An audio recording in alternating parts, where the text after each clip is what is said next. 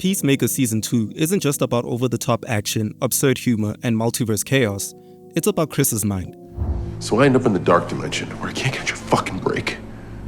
He ends up in the land of goodness and light, with a brother who's still alive, and a father who fucking loves him. The good us. Where I'm a fucking hero. All season long, we watched him struggle under the weight of guilt, trauma, and a deep, relentless need for validation. James Gunn masterfully shows us a character who's running, hiding, and punishing himself in ways that are as heartbreaking as they are destructive. We left in an okay position at the end of season 1, but you see that John's character, Christopher Smith, is still haunted by his father. And now we go to the beginning of this show and we see there's another world in which his father is still alive and he's lovely.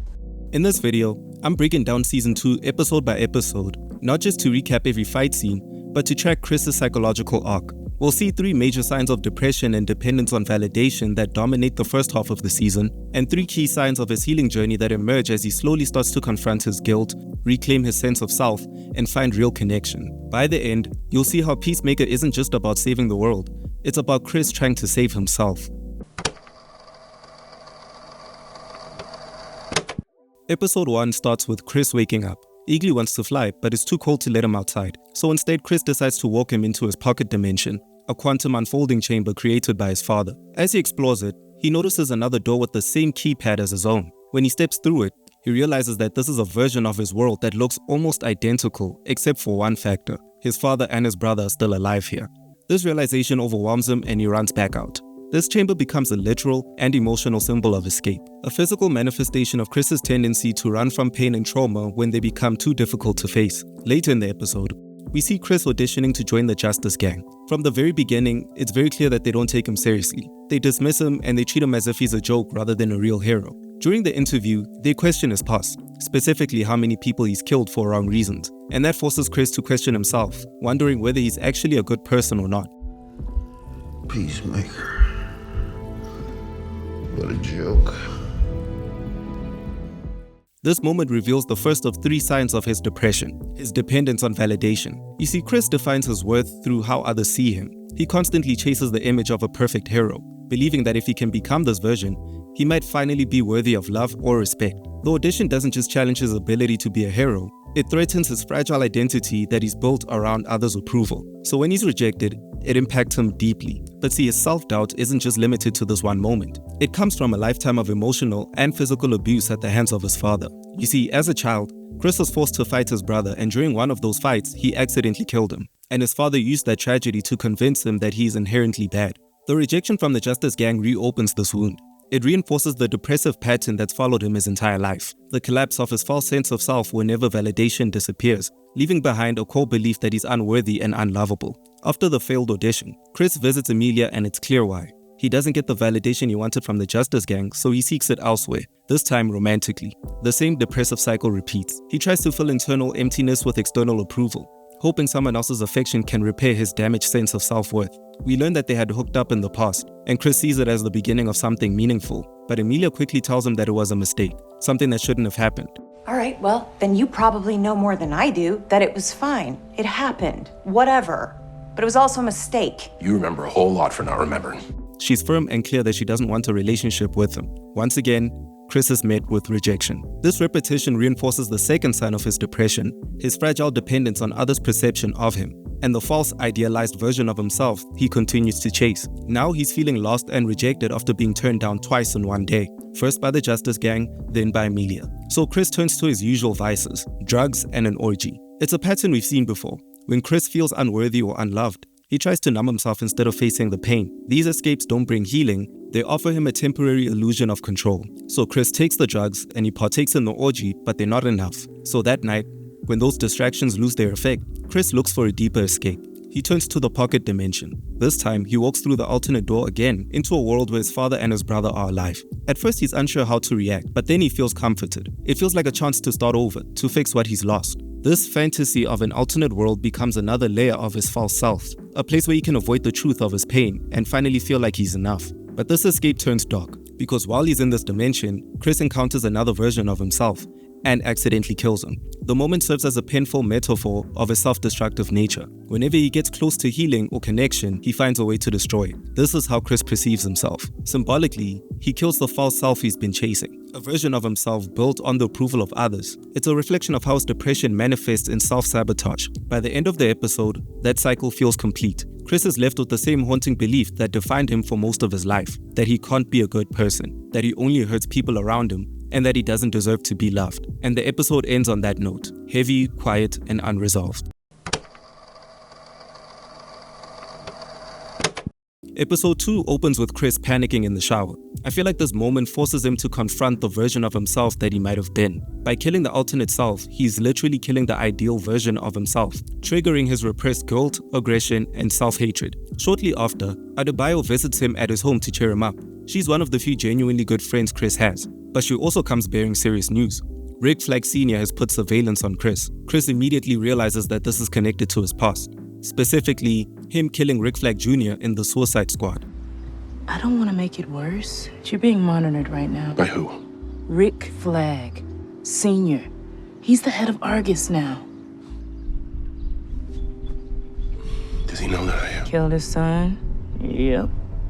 This revelation hits Chris hard. I think it forces him to reflect more on the terrible acts he's committed in the past. He keeps trying to run away from his trauma and his mistakes, but they keep coming back. You can see him start to question his role as a superhero. Is he really a superhero? Or is he just someone who inflicts pain and calls it justice? What makes it worse is that Rick Flag Sr.'s anger is justified. You can't blame a man for wanting revenge on the person who killed his son.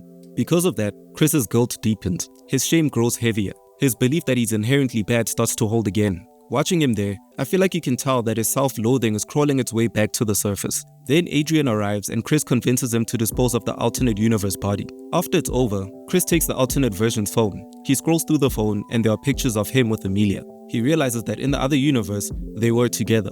I think that discovery hits him harder than he lets on. He becomes envious of the other version of himself, the one who seems to have everything he can't. To me, the alternate world becomes both a literal and emotional escape for him, a place where life is easier and he's finally enough. Later, the gang meets together for a roof party. The tone shifts and for a moment, everything feels light. Everyone's drinking, having fun, relaxing together, and Chris joins in. But then he sees Amelia, and he takes this as an opportunity to confess how he feels. He tells her that he cares about her, but before he can say more, Amelia shuts him down. She reminds him that whatever they had is over, and she doesn't want it again. I'm worried about you. Worried about me? What? You and we both know that's what you'd like. What? Yeah, you'd like me to be some sort of damaged, broken bird. Because, water seeks its own level and all that. Sorry. Once again, Chris's search for validation is rejected. And as always, the cycle repeats. I feel like this is the part where his depression becomes more visible. It's not loud or dramatic, but it is slow and consuming. He drinks, he numbs his pain, and he stumbles back home. And in his loneliness, he takes out the alternate version's phone. He sends a message to the other universe's Amelia, simply typing, "Hey." And then she replies. For a moment he feels what he's been craving. Connection, approval, validation. But I can't help thinking that it's the wrong kind of comfort. The kind that deepens the void instead of filling it. Drunk and depressed, Chris opens the pocket dimension again, and he steps inside without a plan, driven only by impulse and emptiness. It's pure escapism, the beginning of his downward spiral. This was one of his first true rock bottoms. He doesn't know what he wants, he only knows that he wants to stop feeling pain. He believes that the other world could give him that, a version of life that feels better than that of his own, even if it's built on an illusion. Episode 3 begins with Chris waking up drunk in the alternate universe. He's startled by his brother and immediately realizes that he's in a place where he doesn't belong, physically and mentally. We start to notice that instead of confronting what he's done, he does what he always does when things get hard. He looks away for an escape. Before he can make the right choice to return back to his own universe, he checks the alternate universe phone and sees that he's been texting Amelia throughout the night. They've made plans to see each other later. Rather than facing his guilt or taking responsibility, Chris convinces himself that seeing Amelia, even just for once, might make him feel better.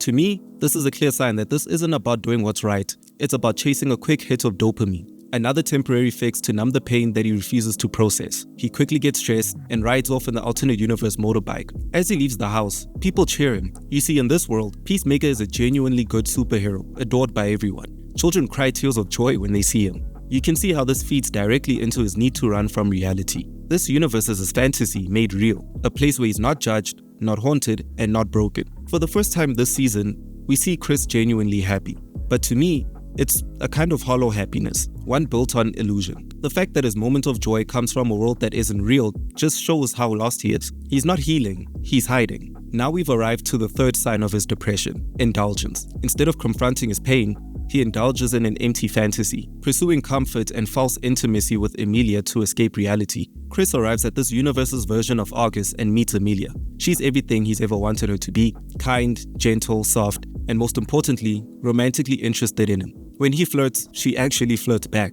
Chris doesn't want to go back to his own universe, because here, everything finally feels easy. There's no rejection, there's no pain, only the fantasy of being wanted. They spend the afternoon together. Emilia believes they're simply rekindling their relationship, unaware that this isn't her Chris. For Chris though, this is something else entirely. I see him getting lost in the illusion, using the alternate world as a distraction from his loneliness. And as Chris speaks to her, it becomes clear that he's just projecting. He's saying the words that he's always wanted to say to the real Emilia, the one who rejects him. But seriously, stuff like how I push people away by being a dick, and just trauma that I've had with me my whole life but define me, you know? What? You really are different. I am.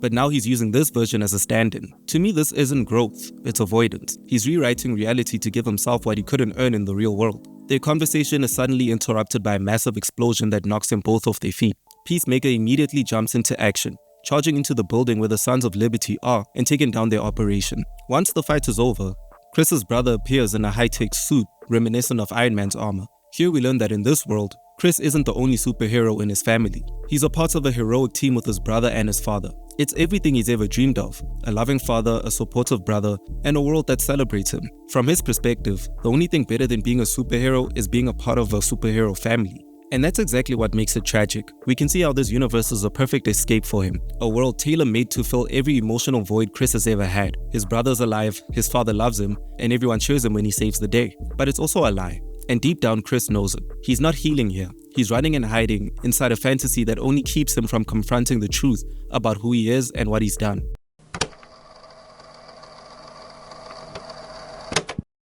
Episode 4 begins with Chris returning back to his original universe. On the surface, it seems like a moment of clarity, but then it becomes clear that his decision isn't driven by acceptance or belonging. He's not coming back because he believes that this is the universe that he deserves to be in. He's coming back because he wants this universe to prove to him that it deserves him. Deep down, Chris still craves validation. He needs to feel that this home reality can give him the same recognition and love that the alternate universe seems to provide him so effortlessly. But before he can even settle in, his house is raided by Argus. They've come for the quantum unfolding chamber, believing that Chris is too reckless and unstable to be trusted with such a dangerous technology. And from Rick Flagg's perspective, it's understandable. After all, Chris spent an entire day in a Nazi-run dimension without realizing it. In later scenes, we can tell that this raid hits Chris hard. Just as he arrives, hoping to reconnect with his reality, he's met with destruction and intrusion. I notice how this instant rejection convinces him that he doesn't belong here, that no one in this universe sees him as worthy. In his mind, the universe is actively proving that he's out of place, that he's better off living in his escape, the alternate reality that at least makes him feel seen. This is a moment that heightens his sense of isolation and reinforces his longing to run towards the other universe where he feels validated and appreciated. Chris escapes with Adebayo, taking the quantum unfolding chamber with him. They retreat to his grandfather's old cabin. Once they've arrived, they install the device. And at the cabin, Chris finally voices out how he's been feeling all along. In an emotional rant, he tells his friends that he believes that some cosmic accident placed him in the wrong universe, that his alternate self was born with the life that he was supposed to have. For the first time, he properly articulates how displaced and broken he feels. In that universe, everything works. Here, nothing ever does. To me, this is the moment he openly admits that he sees himself as a mistake of the multiverse. He confesses that maybe he should just leave forever, abandon this world, and live in a universe that makes him feel wanted. You can't be thinking about going back in there. I have to. Why? First off, my brother, okay? Losing him as a kid, that was the worst moment of my life. Now he's gonna lose me if I don't... He already lost his brother if you killed him, Chris. You don't understand. Maybe I do. I owe Amelia an explanation about something. About what? Whether or not I want to explore a relationship with her. His friends try to talk him out of it, reminding him that running away won't heal him. But Chris isn't ready to hear that. He's still measuring his worth through the eyes of others, still searching for someone to tell him that he's good enough to stay. But before making his final decision, Chris decides to see this universe's version of Emilia one last time. In his mind, it's a test, one last chance for this reality to validate him, to give him what he's wanted. If she confesses her love, he'll stay. And if she rejects, he'll leave forever. It's painfully clear that this is the logic of someone trapped in their own need for approval. The episode marks a turning point in the season. I can see how Chris's desperate pursuit for validation collides with his inability to find peace within himself. He's no longer just escaping, he's unraveling, demanding that this world prove he's worthy of existing in it. Episode 5 begins with Chris meeting Emilia in a park. Immediately upon arrival, August is out looking for him. What Chris doesn't know is that Emilia is secretly working with August to get her job back. Not because she doesn't care about Chris, but because she needs to restore her possession. They sit together on the park bench, and Chris confesses his love to her one last time. He asks if the night they spent together means anything to her, and she tells him that it meant nothing. We can see how this rejection hits him deeply. Look, did I mean anything at all to you in that way? That's all I came here to ask. Why don't you even answer the question? Did I mean anything? No, okay? I was drunk. I told you. Chris has been searching for validation in this universe, proof that he belongs and he's worthy. And Emilia's dismissal reinforces the belief that he doesn't. To Chris, this gives him the final reason to give up on this universe and return to the alternate dimension, where he can feel wanted and appreciated. But just before he leaves, August's forces strike. One of the agents is about to shoot Chris, but Emilia intervenes, saving Chris's life by reprimanding the agent. From Chris's perspective, this feels like the ultimate betrayal. He already believes that she broke his heart. Now he thinks she's actively working with his enemies. Chris is then taken to an August interrogation room where he faces Rick Flag Sr., the father of the man he killed. In this confrontation, Chris expresses genuine remorse, admitting that he regrets killing Rick Flag Jr. But Rick Flag Sr. is uninterested in remorse. Instead, he wants revenge, physically attacking Chris. And Chris doesn't fight back, because in his mind, he deserves this punishment. I can see how this beating becomes a form of self-inflicted penance in his eyes, a way to repay the guilt and the shame he carries. For so long, he's believed he's unworthy. And here, being harmed validates his self-image as someone who's inherently bad. To me, this is a moment of psychological self-harm, where Chris fully accepts physical suffering as a form of repentance for his past actions.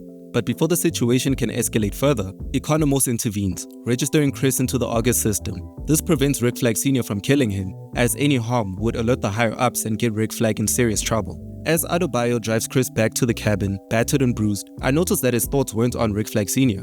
They were still on Emilia's betrayal. From his perspective, she's broken his heart twice. First by dismissing the hookup, and second by working with August. Heartbroken and defeated, Chris finally gives up. Once again, he seeks validation, not from himself, not from the people around him that matter, but from the alternate universe, a world that offers affirmation. Chris writes a letter to the team, announcing that he's leaving for the alternate universe forever. His teammates, especially Adrian, are devastated. Without a formal goodbye, Chris departs, returning to the alternate universe. There, he reunites with the alternate Emilia. I noticed that the episode ends with a seemingly happy reunion, but the reality is that Chris has not confronted his issues in the original world. He's just escaped to a world that offers temporary validation, relief from his self-loathing, and comfort, continuing the cycle of running away from his problems rather than facing them.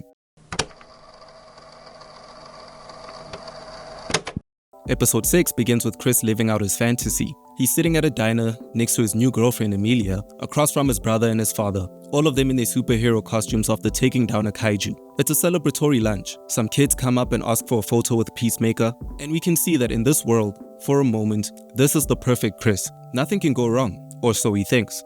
Meanwhile, back in the original universe, Emilia and the rest of the gang create a plan to get Chris back. We can see that they believe in him and form the support system that Chris has neglected but needs. Throughout the season, Chris has felt like he's had no one, like he belongs nowhere. But here we see that in the real universe, he does have friends and a family that loves him, loving him so much that they're willing to cross dimensions to bring him back home. And that includes Emilia. She's very eager to get him back, showing that she does genuinely care for Chris. The gang makes it to Adrian's house and they open the quantum unfolding chamber. Eventually they make their way into the alternate universe. Emilia manages to find Chris in the alternate August building. They have a heart-to-heart conversation about their feelings. Chris confesses his love to her and wonders why she's in this dimension with him. She tells him that she's there to bring him back to the real world. Chris resists, because to him the alternate universe is better. He tells Emilia that the only reason he could possibly return to his own universe is if she confesses his love to him. Emilia goes on an emotional rant explaining that she can't be with him. Emphasis on can't. It's not that she doesn't want to, but more that she believes that she's incapable of being in a relationship with him. So what? So you're gonna stay here if I don't and come home if I do? See? You just keep talking around it. Chris, I'm a fucking nightmare! I don't care. I do, okay? I don't have access to my feelings like you do. At this moment, I can see that Chris begins to realize that Emilia's rejections aren't about him at all. They're about her own personal struggles. This realization helps him understand that her rejection might not mean that she doesn't like him, but rather she's wrestling with her own issues. He starts to heal himself and she Gets worse. her wounds start to get the better of her. And so they're kind of going in opposite directions and they kind of meet in the middle in a way. Exactly. You know? They meet at the crossing as he's on the way up, she's on the way down, and now they're kind of at the same place. You know, water seeks its own level. I notice that this is a common dynamic for people fighting depression or a need for validation. They often project their own negative self-perception onto others, interpreting actions and words in ways that aren't reflective of the other person. Chris begins to see that her behavior isn't a reflection of his worth. This finally concludes Chris's depression arc and marks the beginning of his healing journey, specifically this being the first of the 3 signs of Chris's healing, beginning with awareness. He's finally recognizing that he might not be the problem, but rather his perception of himself might be the problem. His self-perception, previously shown through negative projection onto Emilia, believing that her rejection meant that he wasn't worthy of love, it's starting to shift. He realizes that her struggles are her own, and her inability to be with him has nothing to do with his value. Chris and Emilia head to leave the August building, but then comes the major twist of the season. The world they're in is revealed to be a Nazi-controlled universe, a world where the Nazis won World War II and took over the world. Throughout the episode, this reveal makes you really think about Chris's unhealthy escape and reliance on vices. Chris's obsession with the alternate universe shows how a seemingly perfect refuge can eventually reveal itself to be damaging. At first it feels like a paradise, a place where he's validated and in control. But as he becomes committed to it, its flaws and dangers become apparent. To me, this shows a broader truth. Vices and escapes often provide temporary relief, but over time, they magnify negative consequences, be it drugs, alcohol, or alternate dimensions. The facade of Chris's perfect world begins to crack, showing that what he embraced as an escape is actually a nightmare built on oppression.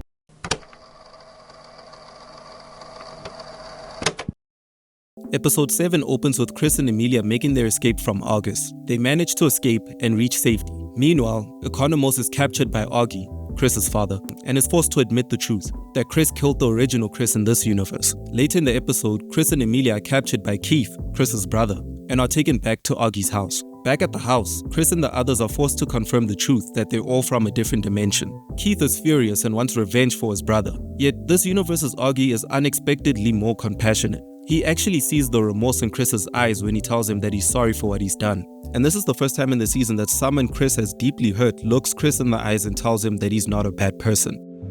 I know I loved him, I know that. But I also believed this kid when he said he didn't purposely try to murder him.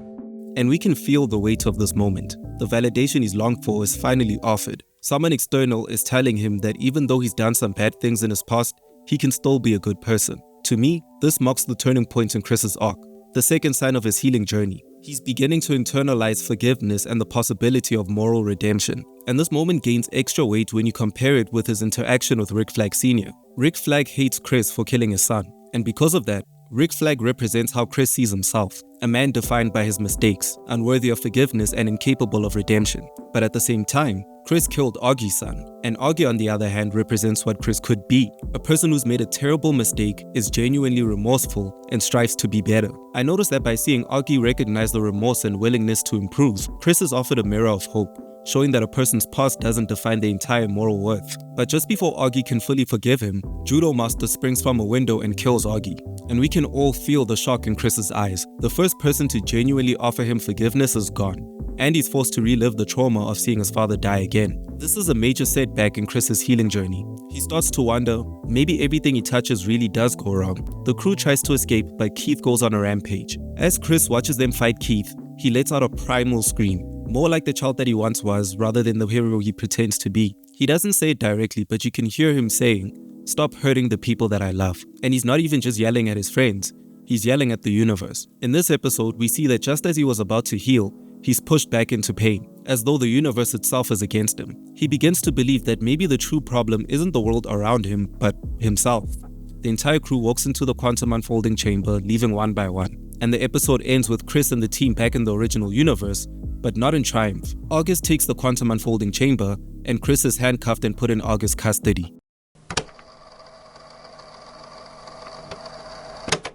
Episode 8 is the final episode and it opens with Chris in prison. We see how depressed and regressed he is. Despite the mental progress he'd made so far, he's back to square one. He feels useless, helpless, and convinced that everywhere he goes, there is a curse. Everyone he touches, loves, or has a relationship dies, and believing that it's all his fault. And in this moment, we see that he's hit his absolute rock bottom. There were many low points throughout the season, but this genuinely is his lowest. While Chris is in prison, Adebayo visits Adrian at his house, where he stashed years of drug money from killing drug dealers. They use his money to bail Chris out of jail. Later in the episode, we see flashbacks of the night Chris and Emilia hooked up. We see that the date they went on wasn't just a one-off occasion. It was a genuine connection. A night where they were vibey, talked, and realized they liked each other. Up until this episode, it seemed like Emilia's feelings towards Chris were purely platonic, misunderstood by Chris, but the flashbacks show otherwise. Back in reality, the crew tracks down Chris at a motel and give him the stern talking to he's needed. We see that this is more than just a lecture. It's a heartfelt confession of who Chris is from their perspective. This is the climax of Chris's emotional arc. They tell him that he is a good person and share how he's positively impacted their lives. Each testimony reinforces that despite the tragedies and mistakes, Chris has always been a force for good. But Chris has fully given up on life. He's ready to spend the rest of his days in prison, not just because he's given up, but because he believes he deserves it. He says he kills everyone he loves. He loved his father and killed him. He loved his brother and killed him. He even loved himself, but by the accident of his choices, he killed that version of himself too. His friends assure him that those events were unfortunate but not reflections of his character. I notice how they tell him that he's a hero. Just because he didn't make it into the Justice Gang doesn't mean he's not the kind hero he wants to be. When I'm around you, I feel loved. You're big and you're stupid, but I know you love me. And I don't know if I can say that about anybody else in this world. And in this moment, Chris is finally validated and they share a big hug. Chris and Emilia share a moment outside the motel room. He asks again the question he's been asking all season. Did that date on a boat mean anything to you? Emilia finally confesses that it did, but she's just not able to commit to a relationship. Chris walks back into the motel room alone and begins to celebrate. Music plays, marking his emotional peak. Chris has gone a full 180 from despair in the earlier half of the season. He's finally validated in all the ways he wanted to be. He's finally convinced that he's a good person and has had a positive impact in people he cares about, his friends. He's convinced that he's capable of love, even if he didn't get the relationship with Emilia. But most importantly, and this is what we should all take from the story, he receives this validation from the people who truly mattered. Not from the Justice Gang, not from a fantasy Nazi universe, but from his friends. We also see how this sparks the final step in Chris's healing journey: acceptance. He's reassured that the person he wants to be is the person he's been all along. Finally left his need for validation behind. After the team finishes drinking together, Chris is suddenly kidnapped by Argus guards outside his motel room. They drag him into a truck, take him to the Argus headquarters, and throw him into a portal via the quantum unfolding chamber. Rick Flag Sr. reveals his plan. This is for Ricky, he says, before closing the portal, and Chris is stranded in a new dimension with no way out. It's very interesting that how at the same time that Chris has finally reached happiness, it's at this moment that we begin to see Rick Flag's character changing. What started as a grieving father has become something darker, an interesting parallel. And it's also interesting how this season does an amazing job of showing mental story arcs. How characters can start in one place and end up mentally somewhere completely different. Just when Chris found direction, when he believed his place was with his friends and his family, it's all taken away from him, setting up whatever will happen in season 3. A perfect conclusion for the season. Throughout the story, Chris was trying to escape this reality. Now he's put in a position where he genuinely wants to go back home.